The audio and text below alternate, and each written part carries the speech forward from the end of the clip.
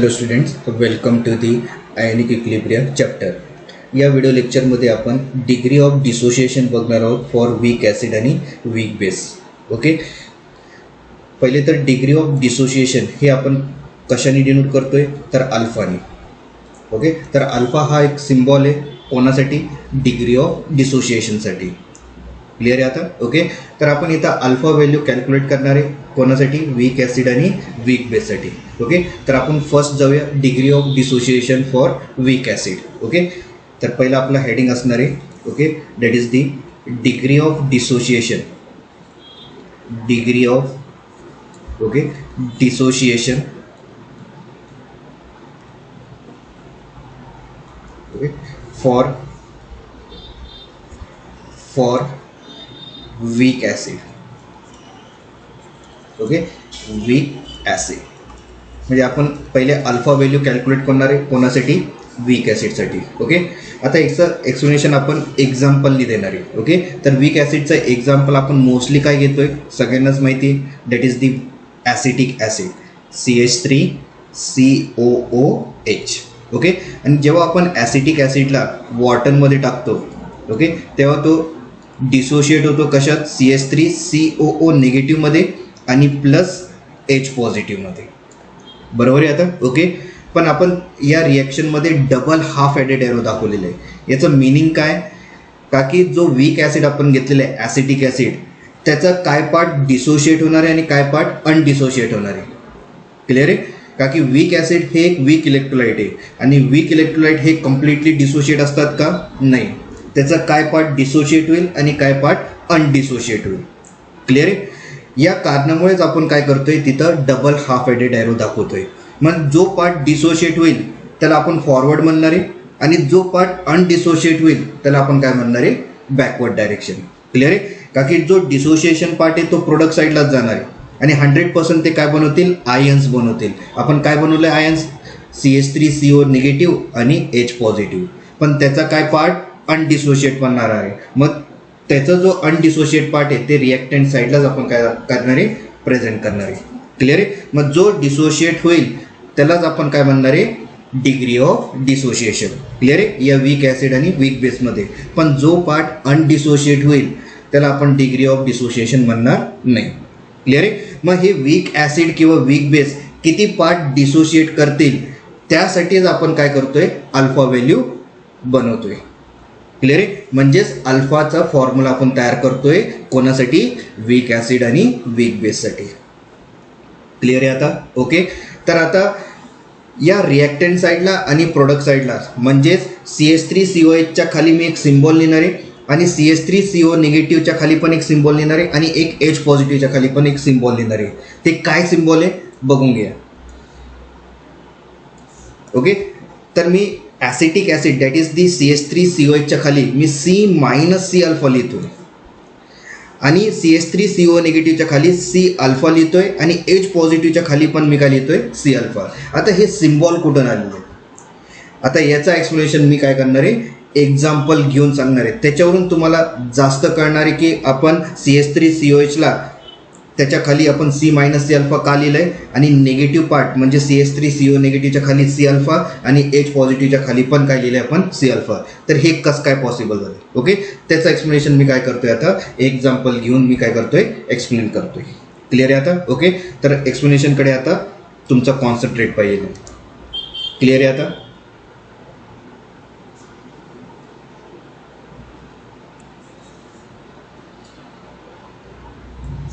तर मी या ब्रॅकेटमध्ये काय करतोय तुम्हाला एक्सप्लेनेशन देतोय आता. ओके, का आपण रिॲक्टंट साईडला C अल्फा लिहिलं आहे आणि प्रोडक्ट साईडला C alpha for negative charge आणि C alpha for positive charge. हे कसं काय पॉसिबल आहे? ओके, तर आपण या ब्रॅकेटमध्ये एक्सप्लेनेशन करणार आहे.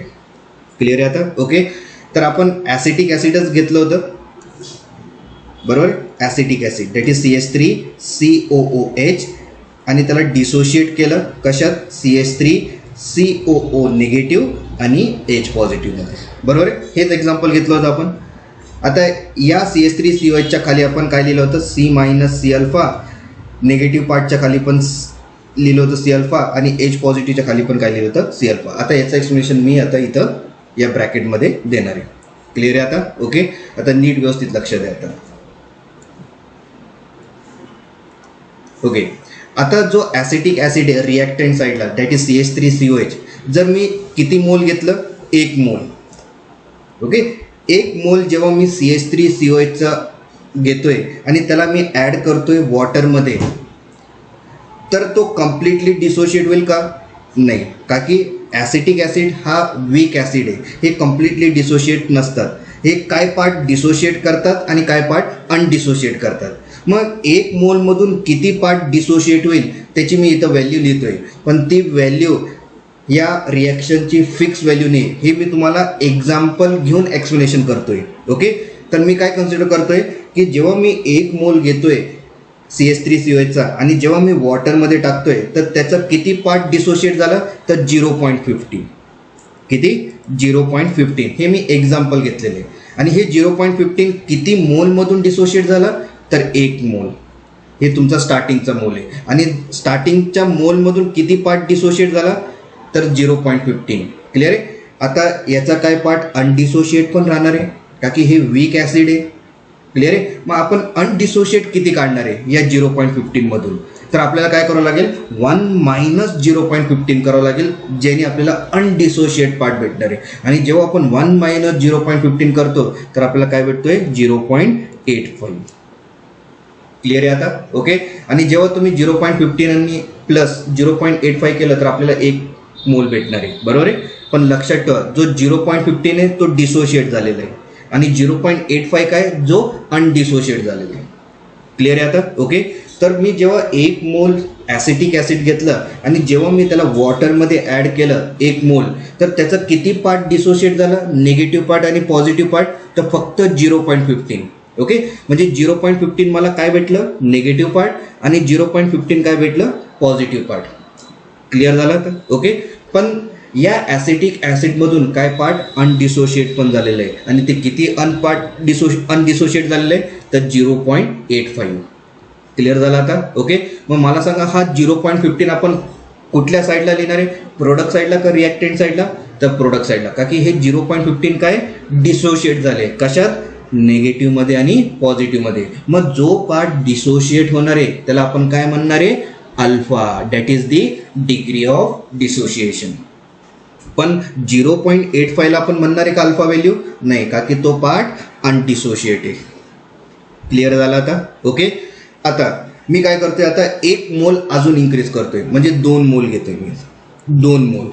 तर मला सांगा, जर मी ॲसिटिक ॲसिड 2 मोल घेतलं स्टार्टिंगमध्ये, तर त्याचा काय पार्ट डिसोशिएट होणार आहे त्या 2 मोलमधून? तर किती पार्ट अनडिसोशिएट होणार आहे ते पण आपण बघणार आहे, आणि किती पार्ट डिसोशिएट होणार आहे ते पण आपण बघणार आहे या 2 मोलमधून.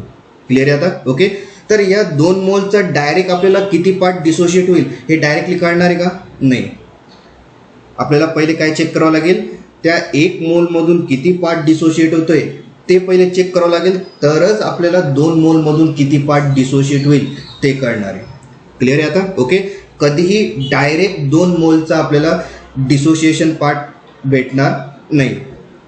क्लिअर आहे आता? ओके, तर पहिले आपल्याला त्या 2 मोलचा जर आपल्याला डिसोशिएट पार्ट चेक करायचा असेल तर पहिले 1 मोलमधून किती डिसोशिएट झाले ते पहिले चेक करावं लागेल, तरच आपल्याला 2 मोलमधून किती पार्ट डिसोशिएट होईल ते कळणार आहे.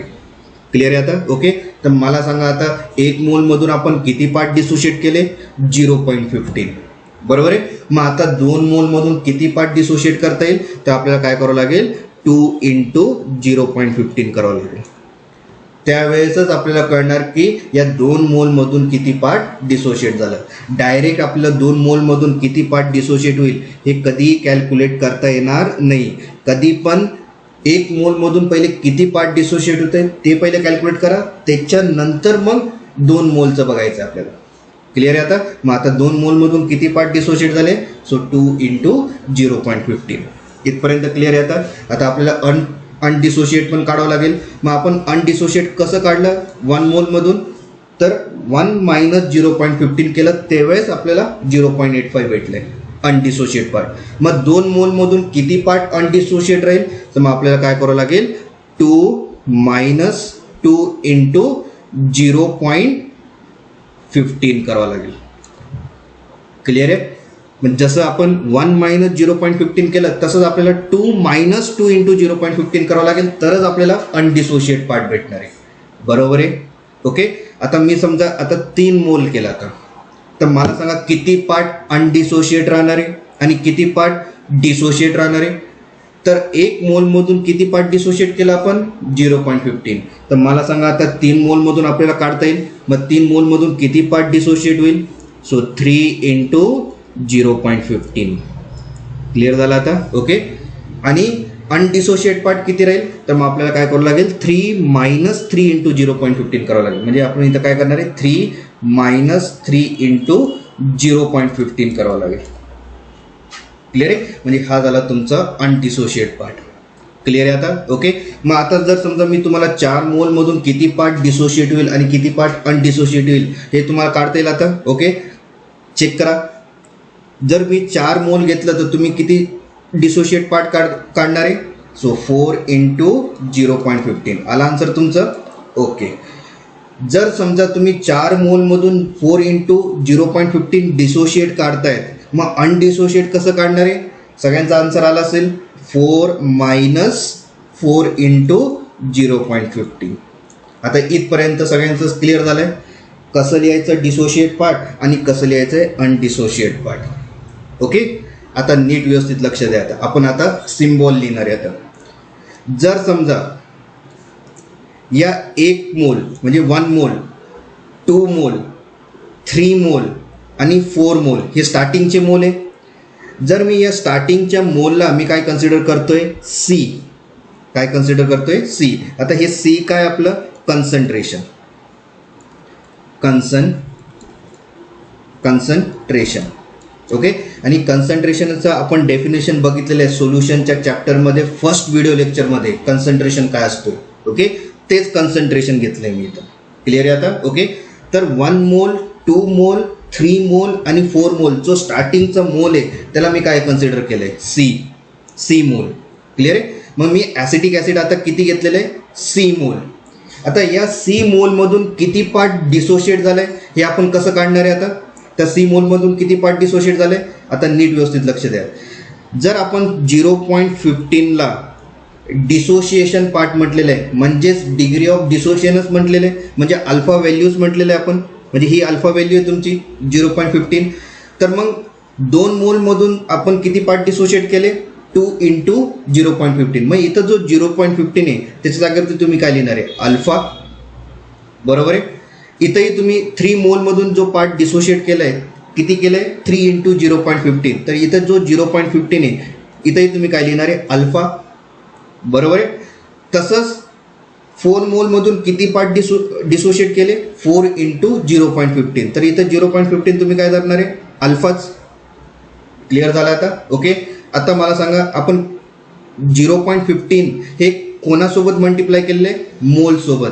जो स्टार्टिंगचा जो मोल आहे त्याच्यासोबत आपण काय केलं आहे मल्टिप्लाय केलेलं आहे. म्हणजे 2 मोल 3 मोल आणि 4 मोल हे मोल्स होते आणि मोल्सला आपण काय कन्सिडर केलं आहे सी.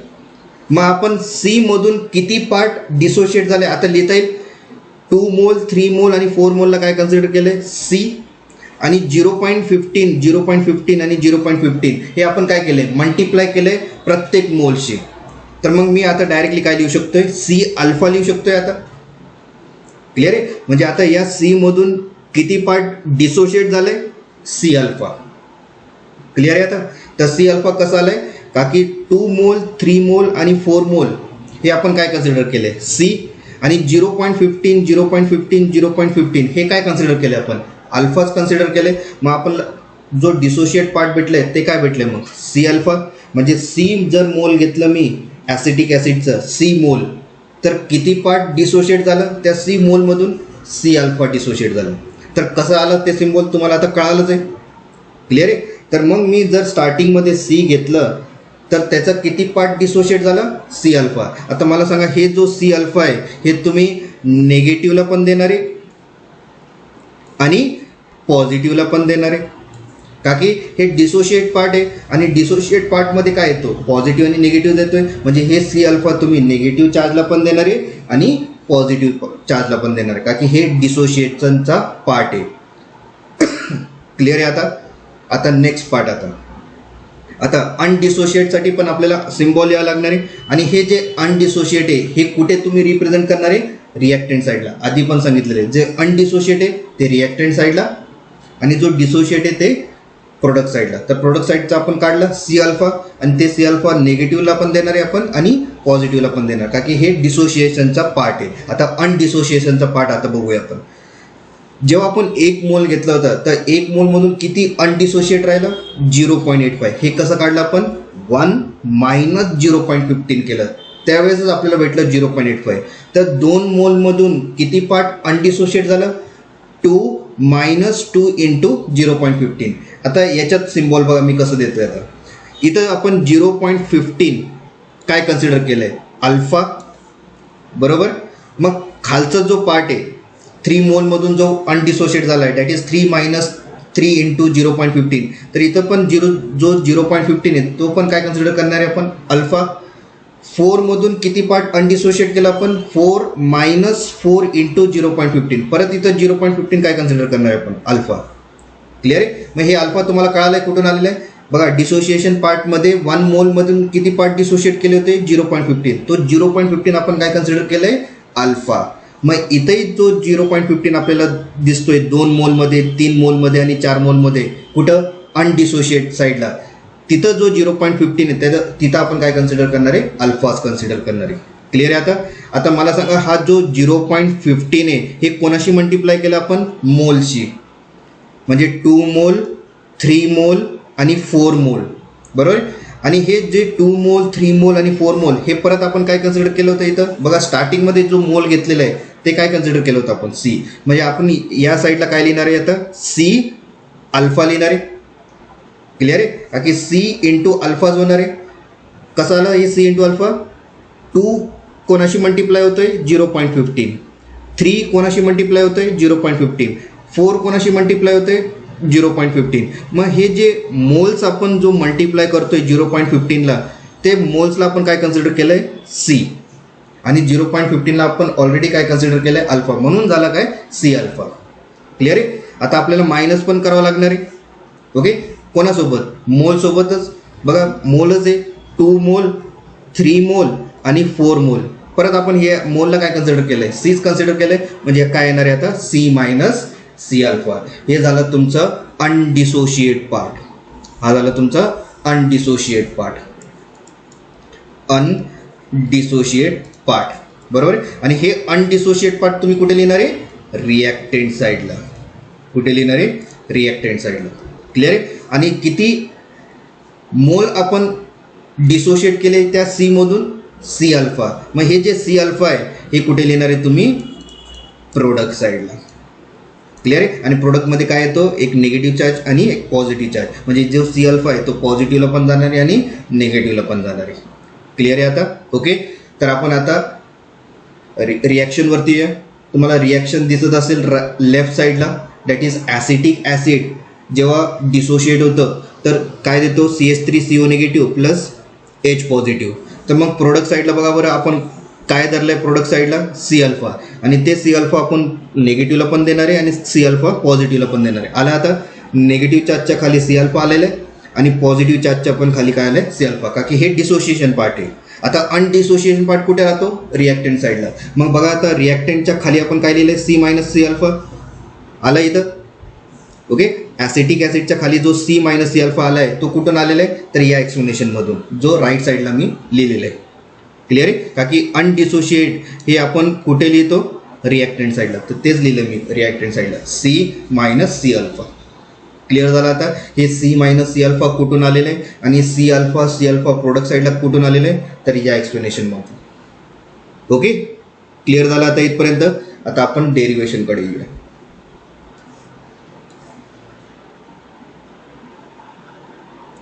ओके. आता आपण अल्फा व्हॅल्यू काढणार आहे कोणासाठी? वीक ॲसिडसाठी. आता तुम्हाला आता कळालं आहे की जो ॲसिटिक ॲसिडच्या खाली जो सी मायनस सी अल्फा लिहिलं आहे हे कुठून आलं आहे आणि निगेटिव्ह आणि पॉझिटिव्हच्या खाली सी अल्फा हे कुठून आलं आहे हे तुम्हाला आता नक्कीच कळालं असेल आता. क्लिअर आहे? त्या एक्सप्लेनेशनमधून. ओके. आता आपण डेरिवेशनकडे जातो. आता काय कॅल्क्युलेट करायचं आहे? अल्फा व्हॅल्यू कोणासाठी? वीक ॲसिडसाठी. ओके. आता मला सांगा या रिॲक्शनमध्ये आपण ॲरो कसं दिलेलं आहे, double half added arrow, forward पण आणि बॅकवर्ड पण. म्हणजे या रिॲक्शनच्या वेळेस आपण इक्विलिब्रियम काय करणार आहे इथं डेव्हलप करणार आहे. क्लिअर आहे. म्हणजे ही जी साईन आहे डबल हाफ ॲडेड ॲरो, याचं मिनिंग काय की या रिॲक्शनमध्ये इक्विलिब्रियम डेव्हलप होतं आहे. आणि जेव्हा इक्विलिब्रियम डेव्हलप होतं त्यावेळेसच हे निगेटिव्ह आणि पॉझिटिव्ह काय होतात, डिझॉल्व्ह होतात. ओके. स्टार्टिंगमध्ये ते कधीही डिझॉल्व्ह होणार नाही. जोपर्यंत या ॲसिटिक ॲसिडच्या सोल्युशनमध्ये इक्विलिब्रियम येत नाही तोपर्यंत हे निगेटिव्ह आणि पॉझिटिव्ह डिझॉल्व्ह होणार नाही. आता इक्विलिब्रियम म्हणजे काय, फॉरवर्डचा स्पीड आणि बॅकवर्डचा स्पीड सेम असेल त्या रिॲक्शनमध्ये, त्यावेळेस आपण सांगणार आहे की त्या रिॲक्शनमध्ये काय डेव्हलप झालेलं आहे, इक्विलिब्रियम. ओके. ते इक्विलिब्रियम म्हणतो आपण त्याला. क्लिअर आहे. तर या ॲसिटिक ॲसिडमध्ये जोपर्यंत इक्विलिब्रियम डेव्हलप होत नाही तोपर्यंत हा जो निगेटिव्ह पार्ट आहे जो प्रोडक्ट साईडला दिसतोय आणि पॉझिटिव्ह पार्ट प्रोडक्ट साईडला दिसतोय ते 100% काय होतील, डिझॉल्व्ह होतील. ओके. पण कुठल्या कंडिशनमध्ये, इक्विलिब्रियमच्या कंडिशनमध्ये. जर इथं इक्विलिब्रियमच्या कंडिशनमध्ये हा निगेटिव्ह आणि पॉझिटिव्ह डेव्हलप होतोय म्हणजे आपल्याला इथं इक्विलिब्रियम कॉन्स्टंट काढावंच लागणार आहे. कोणासाठी, वीक ॲसिडसाठी. ओके. मग आपण थर्ड लेक्चरमध्ये आपण बघितलंच आहे की इक्विलिब्रियम कॉन्स्टंट फॉर वीक ॲसिडसाठी आपण एक फॉर्म्युला तयार केलं होतं. कसं तयार केलं होतं, so that is KA. Check करून घ्यायचं आहे. ओके. KA. ओके. KA म्हणजे काय, equilibrium constant for weak acid. Okay. याला काय म्हणतो आपण, इक्विलिब्रियम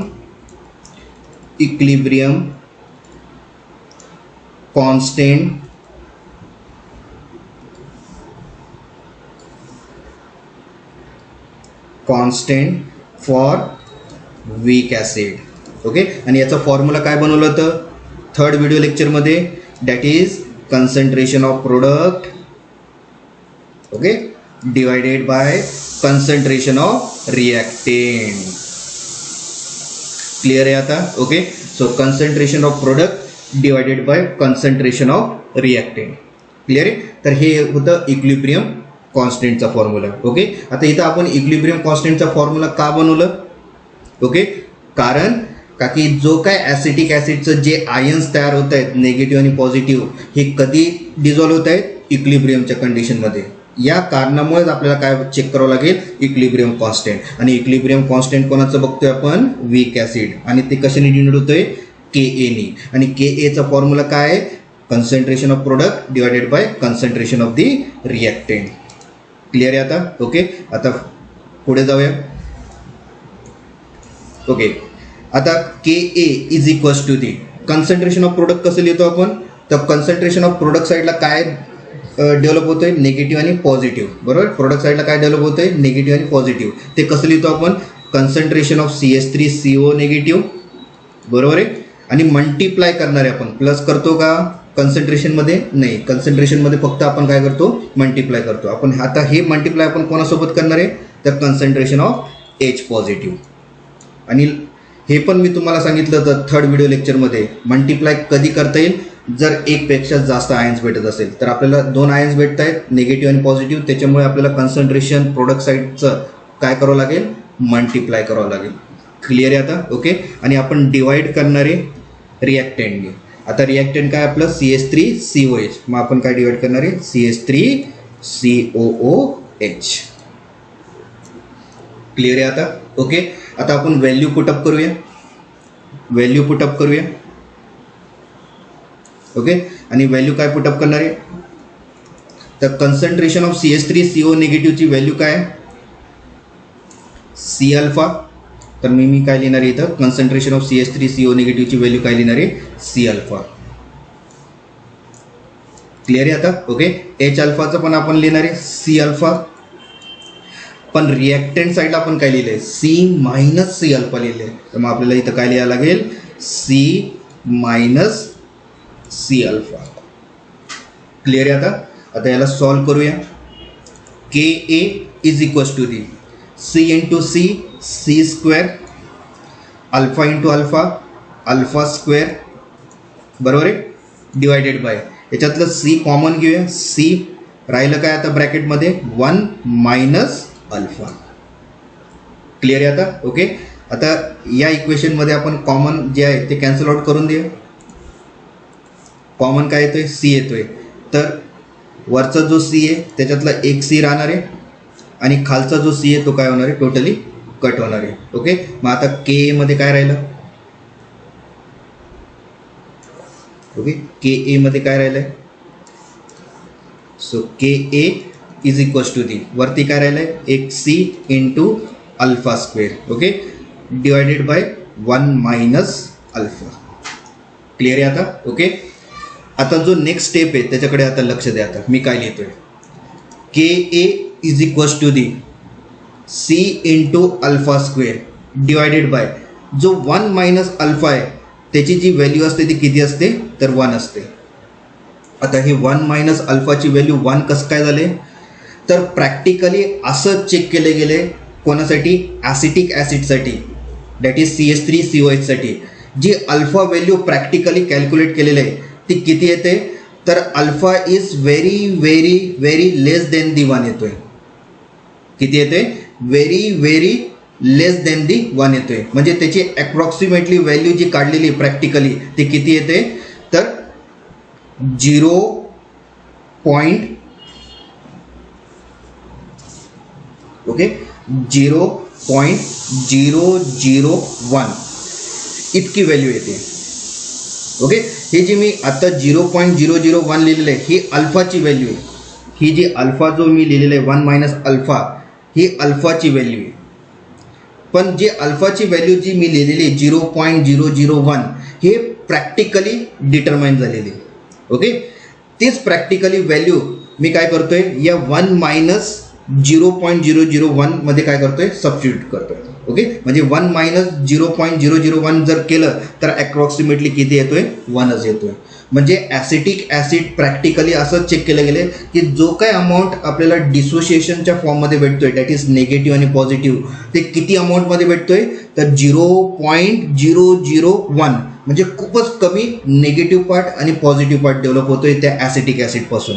ओके, जसं मी ही व्हॅल्यू प्रॅक्टिकली 0.001 या 1 मायनस अल्फामध्ये पुटअप केलं तर नियरली ते किती येते 1 येते. क्लिअर आहे आता. ओके, तर हे 1 कसं काय झालंय, कारण जो अल्फा व्हॅल्यू जो प्रॅक्टिकली डिटरमाइन केलेली आहे ॲसिटिक ॲसिडसाठी ती किती डिटरमाइन केली आहे 0.001. मग असंही सांगू शकतो आपण alpha is very very very less than the 1 आहे. क्लिअर आहे. आणि जसं आपण हे 0.001 या अल्फामध्ये पुटअप केलं तर तो नियरली किती येतोय 1 येतोय. ओके, तर हेच रिझन आहे त्या 1 मायनस अल्फाचं 1 काय होतोय तर हे रिझन आपण तिथं देऊ शकतोय. क्लिअर झालं आता. ओके, मग आता या के ए मध्ये काय राहिलं आता, so K A is equals to the C into alpha स्क्वेअरच राहिला. बरोबर आहे आता. ओके, पण आपल्याला डिग्री ऑफ डिसोसिएशन काढायचं आहे म्हणजे फक्त अल्फा काढायचा आहे, अल्फा स्क्वेअर काढायचा आहे का नाही. मग आपल्याला या इक्वेशनला काय करावं लागेल रिअरेंज करावं लागेल. कसं रिअरेंज करणार आहे, सो सी इंटू अल्फा आहे म्हणजे हा जो सी आहे तो डिवाइड होणार आहे कोणासोबत के ए सोबत. तर मग आपण कसं लिहिणार आहे K A divided by C is equals to the alpha square. आणि जेव्हा स्क्वेअर लेफ्ट साईडला काय केलं आपण शिफ्ट केलं तर तो स्क्वेअर रूटमध्ये होऊन जाणार आहे. म्हणजेच आपल्याला अल्फा व्हॅल्यू आता काय भेटते that is square root of K A divided by C. आणि जे आता अल्फा काढलाय यालाच म्हणतात काय डिग्री ऑफ डिसोसिएशन कोणासाठी वीक ॲसिडसाठी. आणि डिग्री ऑफ डिसोसिएशन किती आलंय त्या वीक ॲसिडसाठी, so square root of K A divided by C. Clear आहे. तर ही व्हॅल्यू असणार आहे कोणासाठी फक्त वीक ॲसिडसाठी, कोणासाठी फक्त वीक ॲसिडसाठी आणि ते पण काय डिग्री ऑफ डिसोसिएशन. तर कधीही तुम्हाला फिलिंग द ब्लँकमध्ये विचारू शकतायत की choice the correct degree of dissociation for weak acid. मग आपण काय तिथं बघणार आहे alpha is equals to the square root of K A divided by C. तर यालाच म्हणतात काय degree of dissociation for weak acid. Okay, clear. मग इथं जो के ए आहे ते काय equilibrium constant okay of weak acid. Okay, इथं जो सी आहे ते सी काय कन्सन्ट्रेशन. कन्सन्ट्रेशन कोणाचं पाहिजे तर वीक ॲसिडचंच. ओके, दुसरं कुठल्याही ॲसिडचं आपल्याला इथं कन्सन्ट्रेशन लिहिता येणार नाही. आणि कन्सन्ट्रेशन हे कशामध्ये मेजर केलं जातो आहे? मोलारमध्ये. कशामध्ये? मोलारमध्ये. हे त्याचं युनिट आहे. आणि इथं अल्फा म्हणजे काय आहे? Degree of dissociation, okay, of weak acid. Clear झाला आता? ओके, तर न्यूमेरिकल प्रॉब्लेम पण आपण सॉल्व्ह करणार आहे या डिग्री ऑफ डिसोशिएशनवरती. ओके, त्यावेळेस तिथं तुम्हाला विचारू शकताय calculate the degree of dissociation for weak acid. तर तुम्हाला हा फॉर्म्युला यूज करावा लागेल. That is alpha is equals to the square root of KA divided by C. त्यांनी डिग्री ऑफ डिसोशिएशन विचारलं असेल तर म्हणजे अल्फा व्हॅल्यू विचारलं असेल. क्लिअर आहे आता? ओके, कधी कधी इक्विलिब्रियम कॉन्स्टंट पण विचारतील. आणि जर ते इक्विलिब्रियम कॉन्स्टंट विचारतील कोणासाठी? वीक ॲसिडसाठी, तर 100% तिथं अल्फा व्हॅल्यू आपल्याला काढावं लागेल आणि C व्हॅल्यू आपल्याला काढावं लागेल. क्लिअर आहे? मग या C आणि अल्फावरती आपण काय काढू शकतोय? KA ची value, that is equilibrium constant of weak acid. Clear आहे आता? ओके, तर न्यूमेरिकल प्रॉब्लेम कशावरती पण बेस असणार आहे, एकतर अल्फावरती किंवा इक्विलिब्रियम कॉन्स्टंटवरती. पण फॉर्म्युला लक्षात ठेवा फक्त, जर डिग्री ऑफ डिसोशिएशन विचारलं असेल वीक ॲसिडसाठी तर अल्फा इज इक्वल्स टू तुम्ही काय लिहिणार आहे? Square root of KA divided by C. Clear झालं आता? ओके, तर कसं आपण डिस्कवर केलं alpha value for weak acid?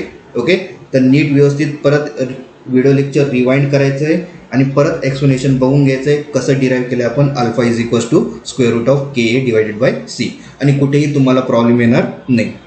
Clear आहे आता? आता आपण अल्फा व्हॅल्यू कोणासाठी बघतोय? आता वीक बेससाठी. क्लिअर आहे आता? आता अल्फा व्हॅल्यू वीक बेससाठी इथं काय चेंजेस होणार या इक्वेशनमध्ये? जिथं KA लिहिलं आहे ना तिथं आता फक्त KB येणार आहे. काय येणार आहे? KB. आणि KB म्हणजे काय? Equilibrium constant of weak base. Okay, तितकंच चेंज होणार आहे. ओके, पण आपण एक्झाम्पल घेऊन काय करणार आहे? आता सॉल्व्ह करणार आहे. क्लिअर आहे? फक्त KAच्या जागेवरती काय येणार आहे? KB येणार आहे. फक्त इतकं लक्षात ठेवायचं. पण जसं square root of KB divided by C केलं म्हणजे ते जो अल्फा जी व्हॅल्यू आहे ते कोणासाठी? फक्त वीक बेससाठी. क्लिअर आहे? आणि जसं तुम्ही KA लिहिलं square root of KA divided by C तर मग ती अल्फा व्हॅल्यू कोणाच्यासाठी असणार आहे? वीक ॲसिडसाठी. क्लिअर आहे? तर आपण आता एक्सप्लेनेशन बघूया for weak बेससाठी.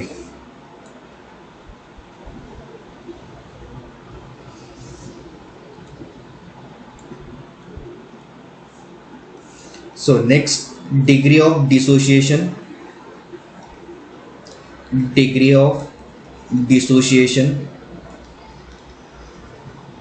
okay for weak base. Okay, त्यालाही आपल्याला एक्झाम्पल घेऊन सॉल्व्ह करावं लागणार आहे. ओके, तर मी एक्झाम्पल घेणार आहे NH4OH for weak base. Okay, example पण लक्षात ठेवायचं तुम्हाला NH4OH. क्लिअर आहे? आणि जेव्हा NH4OH डिसोशिएट होतोय वॉटरमध्ये, ओके, आणि NH4 is a weak base आहे.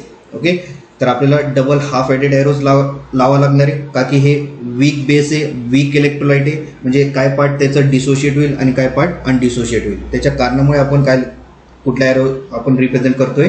Double half headed arrow. आणि जेव्हा ते डिसोशिएट होतात तर कशामध्ये डिसोशिएट होतात? NH4 पॉझिटिव्ह आणि plus OH negative.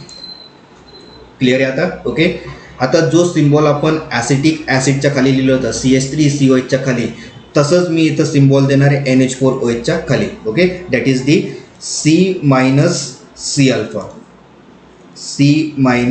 Alpha. Okay, दोघांमध्ये काही चेंजेस होणार नाही. जो एक्सप्लेनेशन मी ॲसिटिक ॲसिडसाठी दिलं होतं तोच एक्सप्लेनेशन मी कोणासाठी लावू शकतोय? वीक बेससाठी. ओके, तर तुम्हाला आता कळालंच आहे हे C मायनस C अल्फा कुठून आलेलं आहे. मी एक्सप्लेनेशन वेगळं दिलेलं आहे आणि त्याच्यावरती खूप डिटेलमध्ये तुम्हाला एक्सप्लेनेशन दिलेलं आहे. ओके, तर NH4OHच्या खाली तुम्ही काय लिहिणार आहे? C minus C alpha. तर पॉझिटिव्ह आणि निगेटिव्हच्या खाली काय लिहिणार आहे? C alpha.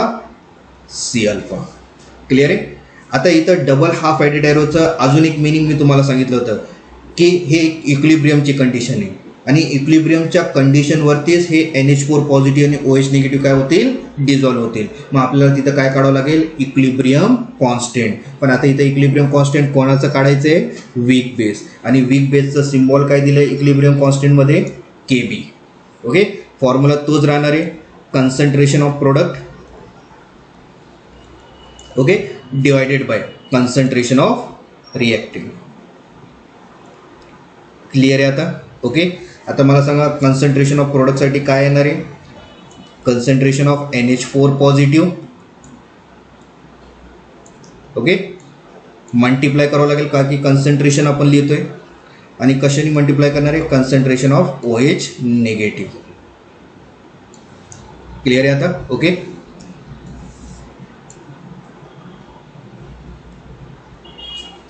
नेक्स्ट डिवाइड करणारे कन्सन्ट्रेशन ऑफ रिएक्टॅन, आणि रिएक्टॅन आपलं काय आहे? NH4OH. क्लिअर आहे आता? ओके. आता व्हॅल्यू पुटअप करूया. Kv is equals to the NH4 पॉझिटिव्हचा कन्सन्ट्रेशनची व्हॅल्यू काय लिहिली आपण? C अल्फा इंटू OH निगेटिव्हसाठी पण काय असणार आहे? C अल्फा, आणि डिवाइड करणारे कशाने आता? NH4OHच्या कन्सन्ट्रेशनने, आणि काय लिहिले आपण? NH4OHचं concentration C minus C alpha. Clear आहे आता? Okay. Next Kv is equals to the, याला सॉल्व करूया आता. C square into alpha square divided by C minus C alpha येणार आहे. Okay. Next Kv is equals to the. Okay, Kv is equals to the, आता जो C minus C alpha आहे त्याच्यातला आपण काय करणार आहे? C कॉमन घेणार आहे. ओके, तर मग काय येणार आहे? C square into alpha square divided by C common घेऊया, म्हणजे काय राहिलं? 1 मायनस अल्फा राहिला. आता याच्यातला जो कॉमन आहे तो कॅन्सल करून देऊया, आणि कॉमन आपल्याला एकच दिसतोय, कन्सन्ट्रेशन. तर वरचा कन्सन्ट्रेशन एक राहणार आहे आणि खाली टोटली कॅन्सल होऊन जाणार. क्लिअर आहे आता? ओके.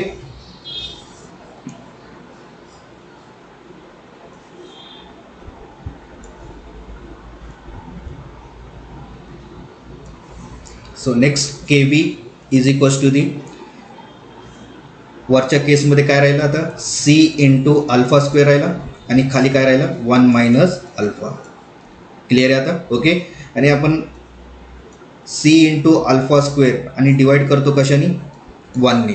ओके. आता हे 1 कसं आलं आहे? जो रिझन मी ॲसिटिक ॲसिडमध्ये दिला होता तोच रिझन इथं असणार आहे. ओके. जो काय अल्फा बघितलेला आहे NH4OHचा, तो किती बघितला आहे प्रॅक्टिकली?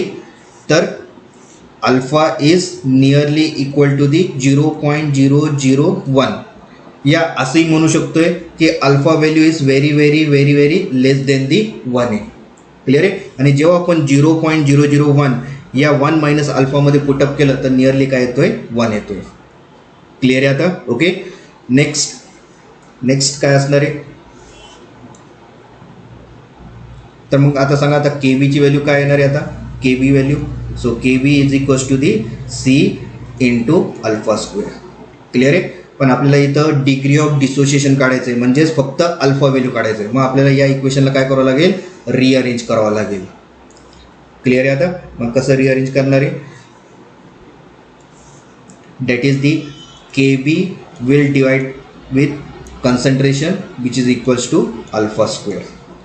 मग हा जो स्क्वेअर आहे जर आपण लेफ्ट साईडला काय केलं? शिफ्ट केलं, तर तो कशामध्ये येईल? स्क्वेअर रूटमध्ये येईल. म्हणजे अल्फा व्हॅल्यू काय येईल आता? Square root of Kv divided by C. Okay. आला आता Kaच्या जागेवरती मी काय सांगितलं होतं? Kv येणार आहे, आला इथं Kv. ओके. तर मग हा जो डिग्री ऑफ डिसोसिएशन आपण जो काढला आहे आता, हे कोणासाठी काढला आहे? वीक बेससाठी. क्लिअर आहे? सो Kv इथं काय असणार आहे? Equilibrium constant for weak base. Okay. C will be the concentration for weak base, आणि कन्सन्ट्रेशन परत इथं कितीमध्ये मेजर केलं जातं? आपण मोलारच्या कंडिशनमध्ये मेजर केला जातोय. आणि अल्फा काय? हा degree of dissociation for weak base. Clear झाला आता? Okay. So this is the degree of dissociation for weak base. Clear आहे आता? अजून एक महत्त्वाचा पॉईंट,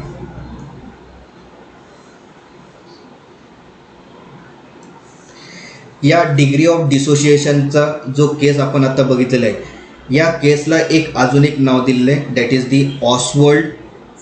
ओके. ऑसवर्ल्ड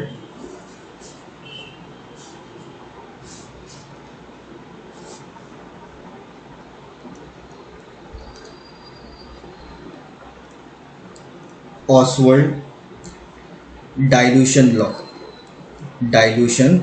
लॉ असंही म्हटलं जातोय. ओके, हे ऑसवर्ल्ड डायल्यूशन काय? आता आपल्याला माहिती आहे की वीक ॲसिडचं एक्झाम्पल घेतोय. आपल्याला माहिती आहे की वीक ॲसिड हे कम्प्लिटली डिसोशिएट होतं का? नाही, काय पार्टच काय होतात? डिसोशिएट होतात.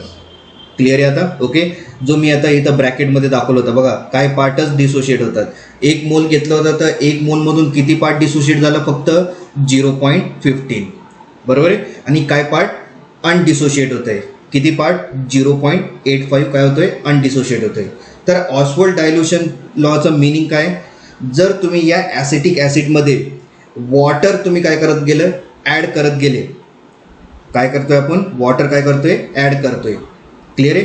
जसं जसं तुम्ही वॉटर काय करणार आहे? ॲड करणार आहे, तर हा जो 0.15 आहे ना, तो आता इन्क्रीज होत जाणार आहे.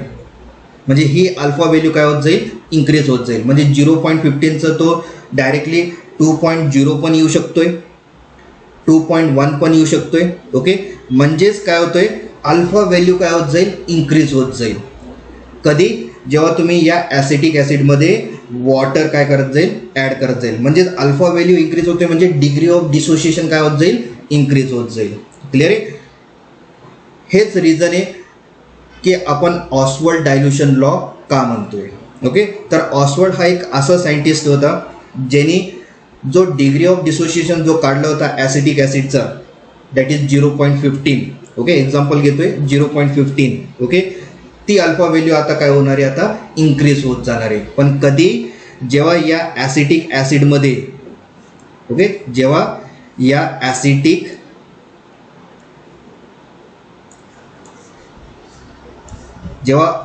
ॲसिटिक ॲसिडमध्ये आपण काय करत जाणार आहे? वॉटर ॲड करत जाणार आहे. जसं जसं वॉटर आपण या ॲसिटिक ॲसिडमध्ये काय करत जाणार आहे? ॲड करत जाणार आहे, तसंच अल्फा व्हॅल्यू ही काय होत जाणार आहे? इन्क्रीज होणार आहे. म्हणजे डिग्री ऑफ डिसोशिएशन काय होत जाईल? इन्क्रीज होत जाईल. म्हणजे जितकं तुम्ही डायल्यूशन करणार आहे, डायल्यूशन म्हणजे काय? फक्त वॉटर काय करायचं आहे? फक्त ॲड करत जायचं आहे. जसं जसं तुम्ही वॉटर ॲड करत जाणार तसं जसं अल्फा व्हॅल्यू काय होत जाईल? इन्क्रीज होत जाईल. यालाच म्हणतात ऑसवर्ल्ड डायल्यूशन लॉ. क्लिअर आहे आता? ओके, तर या डिग्री ऑफ डिसोशिएशनला अजून एक वर्ड दिले, that is the Oswald dilution law. Clear आहे आता? ओके, मग जो काय क्वेश्चन तुम्हाला एक्झामला येणार आहे, या ऑसवर्ल्ड वरतीच क्वेश्चन येणार आहे. म्हणजे या सायंटिस्टचं नाव दिलेलं असेल. मग जेव्हा तिथं सायंटिस्टचं नाव दिलं, ऑसवर्ल्ड डायल्यूशन लॉ प्रूफ करा, तर मग तुम्हाला ते अल्फा व्हॅल्यूज काढायचं आहे तिथं. ओके, पण ते विचारतीलच ऑसवर्ल्ड कोणासाठी काढायचं आहे? वीक ॲसिड का वीक बेस? तर मग तुम्ही तो मेथड लावायचं आहे according to the weak acid किंवा वीक बेस. आणि फॉर्म्युला आपण डिराईव्ह केलंच आहे, अल्फा व्हॅल्यू.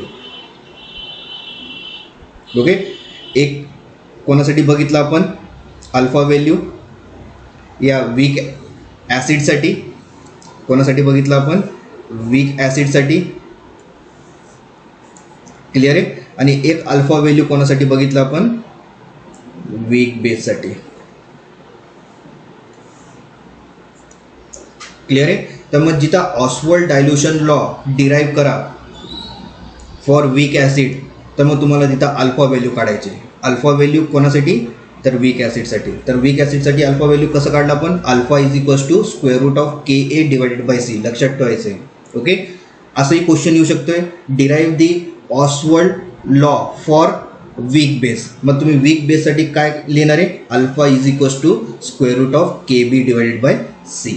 ओके, तर क्वेश्चन सुद्धा मी तुम्हाला सांगून दिलं आहे, ते कुठल्या पद्धतीने ते क्वेश्चन विचारले जातील HSC बोर्डला. ओके, क्लिअर आहे? तर आता या व्हिडिओ लेक्चरमध्ये तुम्हाला कळालंच असेल की डिग्री ऑफ डिसोशिएशन कसं काढायचं आहे वीक ॲसिडसाठी आणि वीक बेससाठी. तर रिव्हिजन करत जायचं आहे. आणि जर आपल्याला नाही लक्षात आलं तर आपण या व्हिडिओ लेक्चरला रिवाइंड करून परत तुम्ही बघू शकताय. आणि परत कुठे तुम्हाला डिफिकल्टी आली असेल तर मला नक्कीच इन्फॉर्म करा. क्लिअर आहे? ओके, तर रिवाइज करत जायचं आहे आणि प्रॅक्टिस करत जायचं आहे. क्लिअर आहे? तर हा व्हिडिओ लेक्चर मी इथं काय करतोय? स्टॉप करतोय. ओके, आता पुढच्या व्हिडिओ लेक्चरपासून आपण आता न्यूमेरिकल प्रॉब्लेम सॉल्व्ह करणार आहे. Okay, for 2 days only. Okay, मी हे 2 दिवसात तुमचं न्यूमेरिकल प्रॉब्लेम काय करणार आहे? सॉल्व्ह करणार आहे. ओके, मग आपण नेक्स्ट चॅप्टरवरती जाणार आहोत. ओके, तर आजचा व्हिडिओ लेक्चर हा मी इथं काय करतोय? स्टॉप करतोय. पुढच्या व्हिडिओ लेक्चरमध्ये आपण नेक्स्ट पॉईंट पाहणार आहोत, that is the numerical problem. Okay, thank you.